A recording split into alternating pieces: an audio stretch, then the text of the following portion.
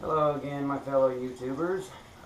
Today, as you will see, we are not reviewing anything that flies. We are reviewing basically entry-level RC car. I wanted to get into the RC car and just see what was out there, and got on the internet, saw what was available, and decided instead of ordering something, I would actually go to my local hobby shop and be able to drive what I wanted before I even left. So I chose for $200. You get the Helion Dominus 10SC. This is it basically what's the name? I can't remember the name of this type of truck. It's used in Baja racing. I can't remember what it's actually called at the moment. But it had, let's get the box out of the way. It comes in the box like this.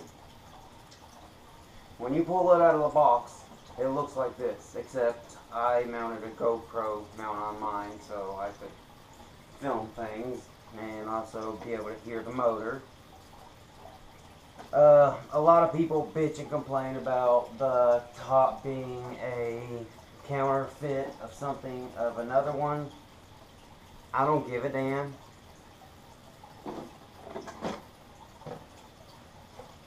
Here's the insides. Okay. As you can see, here's the motor. Inside here is your pinion and your spur gear. It is 4-wheel drive. I can demonstrate that by holding this tire and spinning this one, and you can see that the back wheels are spinning. So it's 4-wheel drive. The dog bones aren't anything to write home about, but I will be upgrading to the dog bones that have the universal joint, so it just, the hub and the dog bone are the same piece, so I won't have to worry about them popping out, because that's one thing I've heard a lot, is the dog bones tend to pop out. But I've also heard a lot of very good things, that this is a very, you can thrash on this thing without worrying about it. Waterproof electronics, 21 turn brushed motor. This is a sealed in brush motor, so you can't change the brushes or try to do anything. It's basically, if you want it to go faster, change out the motor in the ESC, which the first thing I'm going to do is get the upgraded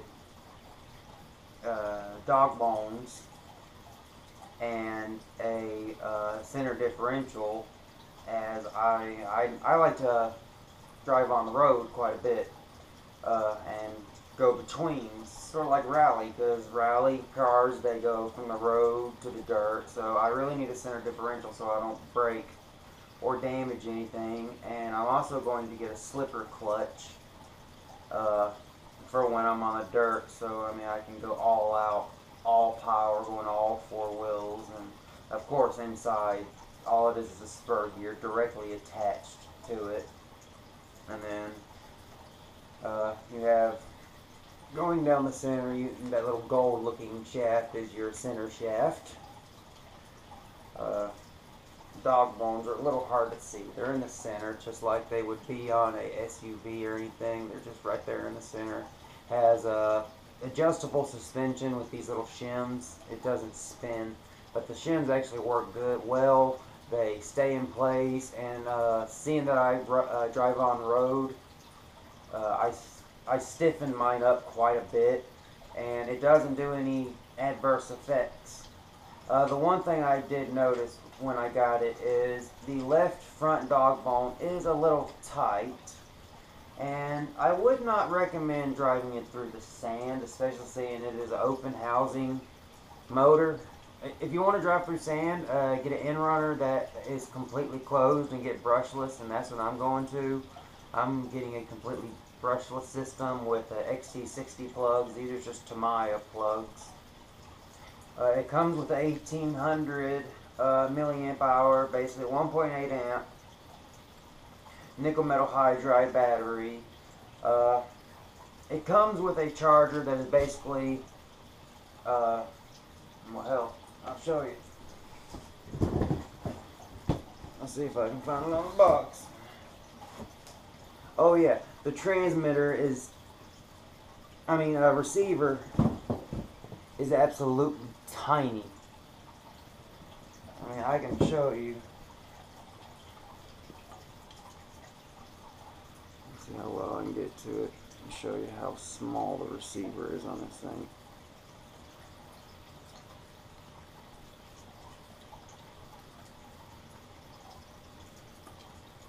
This is the receiver box, and remember, it's waterproof. See, there's the receiver right there. So it is absolutely tiny. 3 channels. And when you take the receiver out, you gotta route all the wires, but I'm not gonna worry about that while I'm doing the video. Basically, I've had a lot of people bitch about it, saying that it's not fast enough.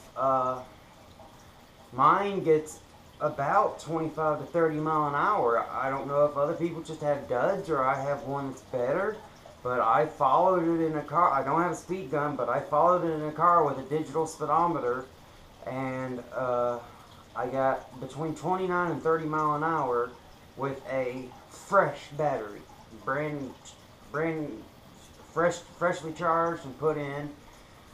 I've only ran it 5 times since I've had it.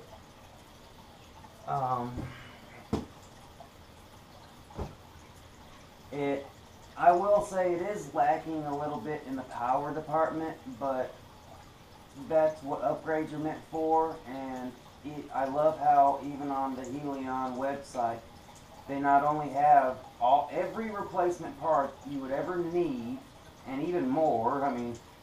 You can just get a screw that you can get at a machine shop from them if you need it, if you can't find just the right one at your machine shop or something. But every part that this thing has is available online, and even the upgrades like motors. But I'm going to be probably putting a dynamite motor system in this with a 3-cell something that will accept 3-cell lipos, because I will admit the biggest thing I don't like about nickel metal hydride is well, actually 2 things: the memory, and well, there's pros and cons for both types of batteries. Lipos, you get the constant power of 7.4 volts for this thing, basically non-stop, but you have to watch it if you don't have a ESC that monitors it. But the ESC that I'm getting, and actually the one that comes in this, has a low power. So if it gets to a certain power, it'll actually shut off, and it's actually also got a little switch. This can take 2-cell lipos, 7.4 volt, but all you do is switch over to on, and it'll protect your lipos. And you can even move the mounting bracket backwards. So you can see that's a nicely sized battery. So, but I ran it through some sand, so I have completely rebuilt each hub and put my own. I have a very good oil that I use, a lubrication oil that I use, and I completely cleaned out the bearings with some acetone to get rid of everything that was in there, and I put my lubrication in there, and the battery lasts longer. It's actually a little faster, and it's a little fast. Turning, it's faster because it's not encountering as much resistance in all the parts, because I basically lubed all the moving parts. And those of you that say don't lube it because sand will get in it and grind it, well, about every other day I take this thing apart and completely clean it. I have a special little brush set that I get all the sand off and all the dirt. If a set of bearings feel like they have some dirt in them, I'll get rid of that dirt. But there's so many, there's not many reviews of this on YouTube, and the ones that are, they say, oh, it's a piece of crap. What do you expect? $200. There's motor systems out there that easily, for ESC and a motor, $200. For $200, you get everything. This, controller, battery, four-wheel drive. I mean, just, it's one thing after another after another. The only thing that does suck is the stock charger that comes with it. It's just a regular, there it is. It's a transformer, and it's a trickle charger. So if you plan on driving it a little more, I would recommend getting a fast charger. But one thing I learned is keep a fan going on it while it's charging to make sure everything stays cool, because you want to make sure, especially with these nickel metal hydride batteries, heat is the enemy. Heat is always the enemy. So the cooler you can keep them, the longer they'll last. And when I charge mine, they barely get warm. But if I don't have a fan on it, they will get pretty warm. Not so warm that I can't hold it, but it'll get warm. It gets the hottest when I discharge it. When it's fully discharged, when I do a good 10-15 minute run and I fully discharge the battery, it's damn warm after that. If not a tiny bit hot, but I checked the temperature, it has not gone over 108 degrees. So, I mean, that's basically it when it comes to this. I'm going to do a long-term video. This is just my two takes on basically what they like to call a basher, I guess. But I don't bash this thing. I'm going to take care of it until I can get the upgrades. But for $200, I mean, how can you beat that? And then $50 for $50 for universal joints instead of dog bones, and I believe it was $35 for a center differential. And then, of course, I'm going to be moving after I do those two swaps and see how it feels and everything. I'm going to go over to probably about an 8 or 9 turn battery. I don't want something fast. I want something torquey that I can get off the line quick. Another thing, it doesn't have a lot of steering. It doesn't have the smallest steering radius because it is four-wheel drive, and seeing that it doesn't have the universal joints on it, I try to make it so it doesn't turn so far. But other than that, it's very easy to work on. Everything is very easy to get to. I've heard about people getting their RC car and the suspension is leaking. No suspension, there's nothing wrong. And I have flogged on this thing so far about 5 or 6 times.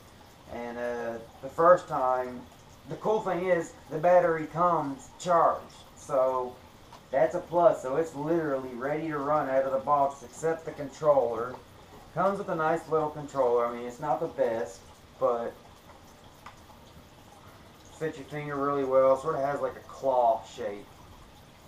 Fits your finger really well.